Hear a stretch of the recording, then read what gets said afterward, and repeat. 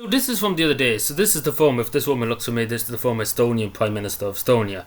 Now, first of all, she left the office of the Prime Minister of Estonia to take up the EU High Commissioner, pretty much. Not Ursula von der Leyen, the EU President. This is the EU, pretty much the highest diplomat in the European Union.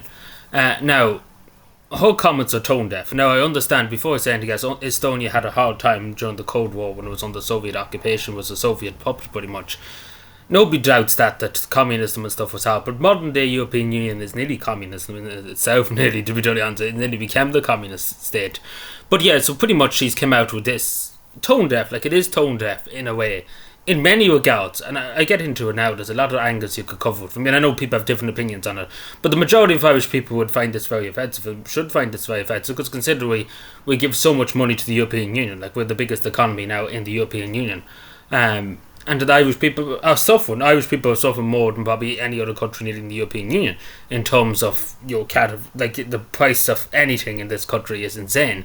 And European Union's doing nothing to help Irish. It was supposed to be European citizens, not a word about helping Irish citizens, but everybody else can be helped. But that's modern Ireland for you. But so first of all, she's saying with the policy of Irish neutrality. First of all, Irish neutrality, it's about not getting our own citizens killed. We're not going to send off a whole generation to be slaughtered in any other conflict. We have enough of that in our past. We've seen conflict.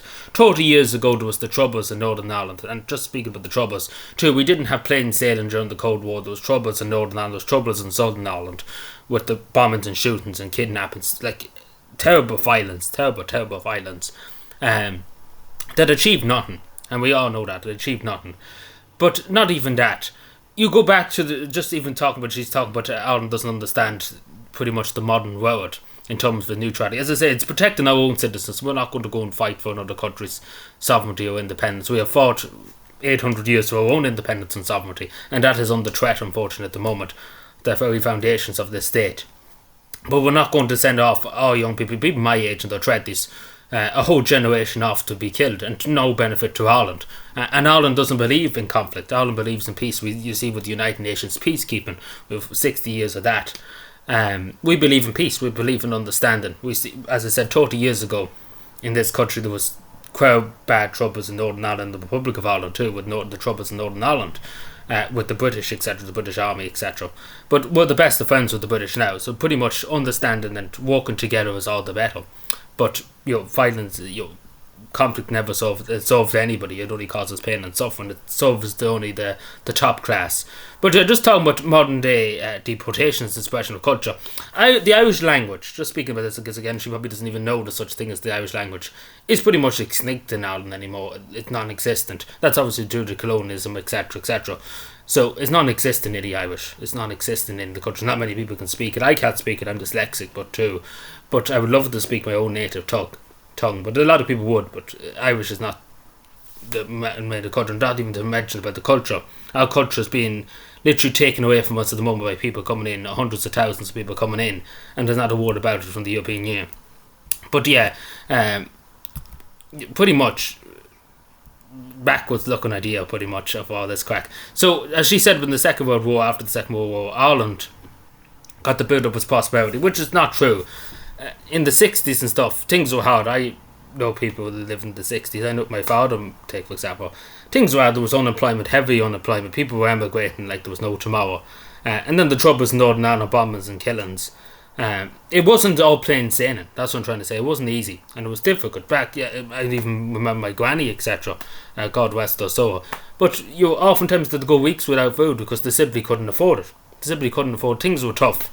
But things were simpler in a way too in Ireland back then. Things nowadays are far too complicated, but things were simpler.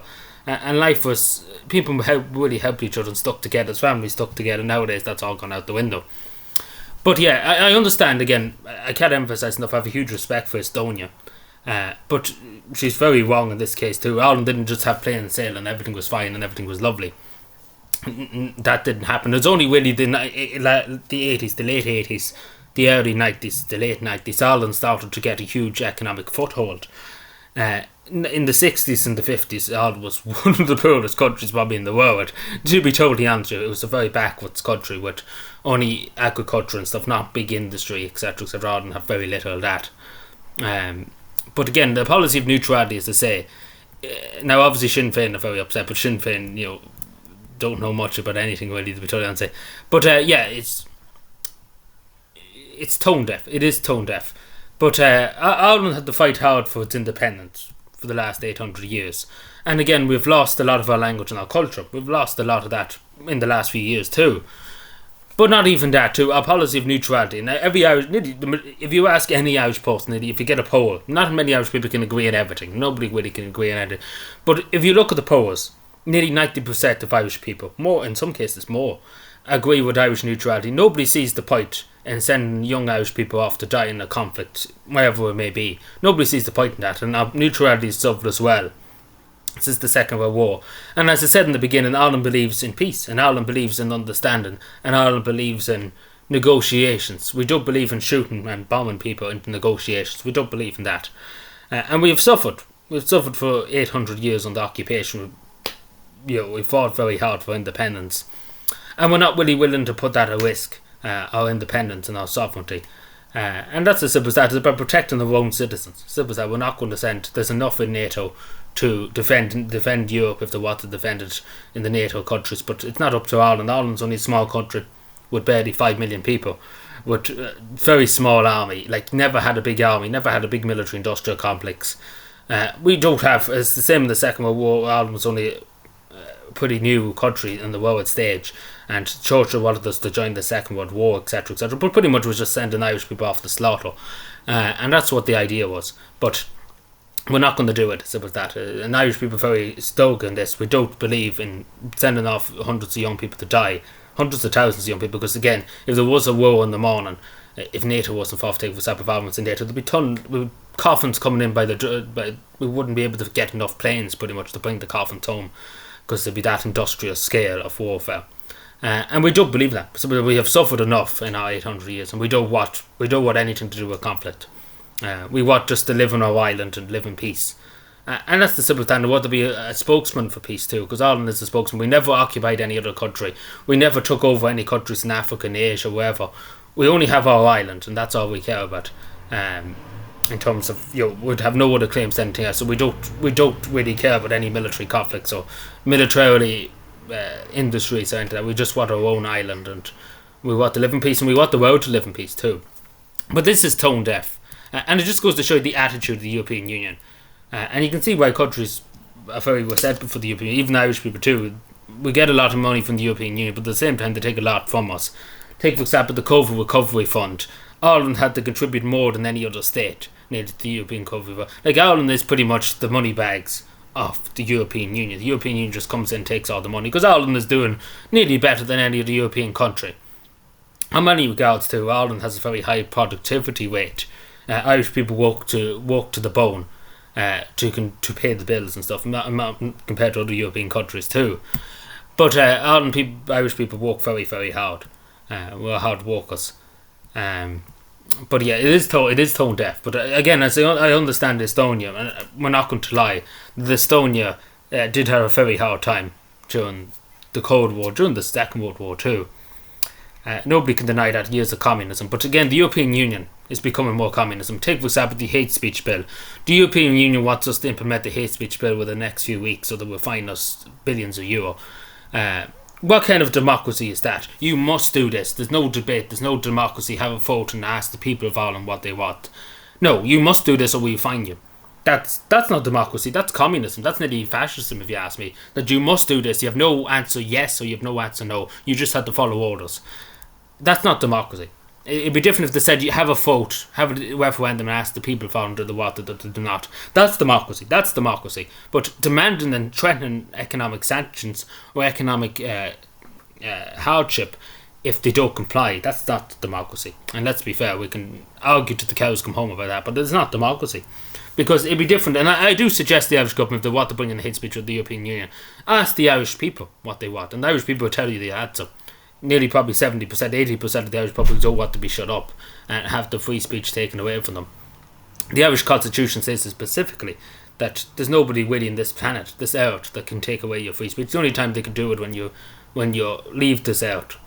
What I mean by that, when you die. The Constitution of Ireland says it pretty clearly. The only person, it's your God-given right. The only person who can take that away is Almighty God. when you die. That's the only time that you can't speak anymore, when that day comes. That's what the Irish Constitution pretty much says. There's no stopping anybody from speaking, as long as, of course, there's limits in terms of you can't just go into theatres and shouting fire, etc. So there's limits on that regard. But in terms of just having opinions that are deemed hate speech, etc., you can't really police that. But we can talk about that after the cows come home too. But what I'm trying to say is the attitude is, and again you hear the attitude, it's very ignorant. And again, listening to her comments, and if you want to listen to it, it's very talking down to Ireland.